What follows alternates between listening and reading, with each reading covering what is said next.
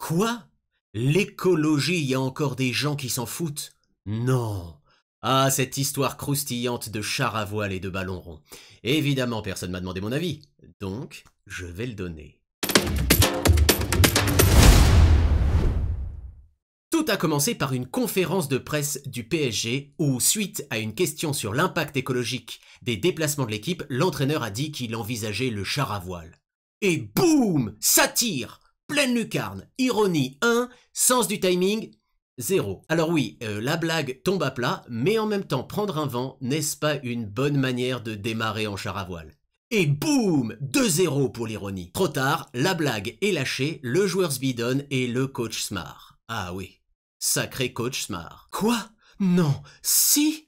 L'écologie est frappée au cœur, il n'en fallait pas plus pour que tout le monde joue les vers effarouchés. Mais comment donc Mbappé a osé pouffer à cette blague et à cette question? D'abord, peut-être parce qu'en plus d'être footballeur, il est aussi égérie. Il l'a pris au premier degré, bah quoi, on m'a fait une blague, égérie. Ouais. Ou alors peut-être qu'Mbappé a juste conscience de l'incongruité de la situation, que parler écologie dans une conférence de presse d'avant-match, elle était peut-être là, la mauvaise blague. Et je préfère même que sur ce terrain, il n'est pas jugé décent de simuler. Parce que tout cela pose deux problèmes. Attention, jingle, deux problèmes. Et ouais. Le premier, c'est de croire en la probité du football et des footballeurs.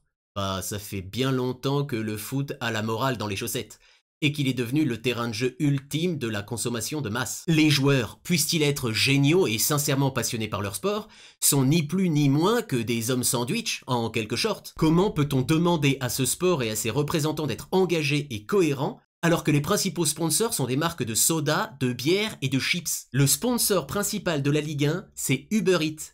On a donc un sport qui prône de rester dans ton canapé pendant que c'est d'autres, pour t'amener ton repas, qui font du sport.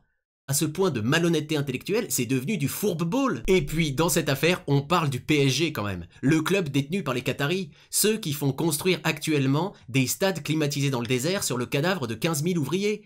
Voilà des gens plus concernés par une démarche tueuse que verte et vertueuse. Si demain les Qataris voyagent en TGV, il faut leur donner une carte d'infamie nombreuse. Et on continue naïvement d'attendre d'Mbappé qu'il soit le nouveau Messi de la cause écologique? Que les joueurs fassent leur part en s'obligeant à quoi? À covoiturer dans leur Ferrari pour aller à l'entraînement? Ou à imposer que le ballon soit en cuir végétal et qu'on mette des ampoules basse consommation pour éclairer les stades? On continue vraiment d'espérer des footeux qu'ils cessent d'être à leur insu ou non les archi-défenseurs des ultralibéraux? Et puis, le second problème, c'est d'accorder une quelconque importance à la vie des sportifs sur tous les sujets importants. Enfin, ce monde est tombé sur l'athlète. Si je fais une crise cardiaque, je demande pas son avis à mon fleuriste. L'écologie est un sujet urgent et ô combien grave, raison de plus pour ne pas le confier à des sportifs.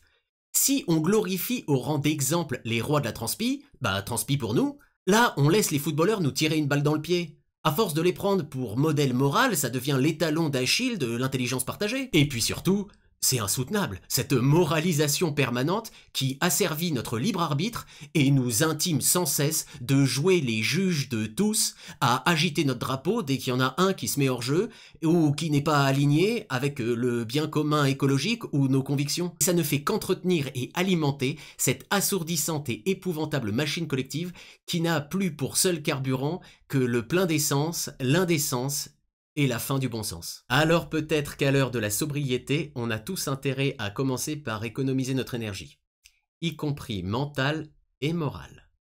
Allez, à la semaine prochaine pour un nouvel épisode de Vendredi ou la vie sauvage.